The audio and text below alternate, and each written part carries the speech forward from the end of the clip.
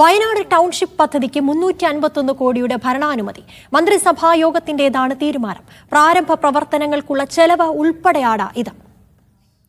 വിവരങ്ങളുമായി സെയ്ഫ് സൈനുലാബ്ദീൻ ചേരുന്നു. സെയ്ഫ്, 351 കോടിയുടെ ഭരണാനുമതി ലഭിച്ചിരിക്കുന്നു. വിവരങ്ങൾ. വയനാട് ടൗൺഷിപ്പ് പദ്ധതിയുമായി സംസ്ഥാന സർക്കാർ മുന്നോട്ട് പോവുകയാണ്. ഒരു വർഷത്തിനുള്ളിൽ ടൗൺഷിപ്പ് പൂർത്തീകരിക്കാനാണ് സംസ്ഥാന സർക്കാർ തീരുമാനമെടുത്തിരുന്നത്. അതിന്റെ ഭാഗമായിട്ടുള്ള തറക്കല്ലിടൽ നേരത്തെ കഴിയുകയും ചെയ്തിരുന്നു. ഇന്നിപ്പോൾ ചേർന്ന മന്ത്രിസഭാ യോഗമാണ് ഈ പദ്ധതിക്ക് ഉള്ള ഭരണാനുമതി നൽകിയിരിക്കുന്നത്. 351 കോടി രൂപയുടെ ഭരണാനുമതിയാണ് നൽകിയിരിക്കുന്നത്. പ്രാരംഭ പ്രവർത്തനങ്ങൾക്കുള്ള ചെലവ് കൂടിയാണിത്. കിഫ്കോൺ സാങ്കേതിക അനുമതി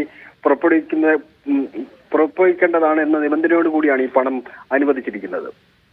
ശരി, വയനാട് ടൗൺഷിപ്പ് പദ്ധതിക്ക് 351 കോടിയുടെ ഭരണാനുമതി ലഭിച്ചിരിക്കുന്നു. വിവരങ്ങൾ നൽകിയത് സെയ്ഫ് സൈനുലാബ്ദീൻ.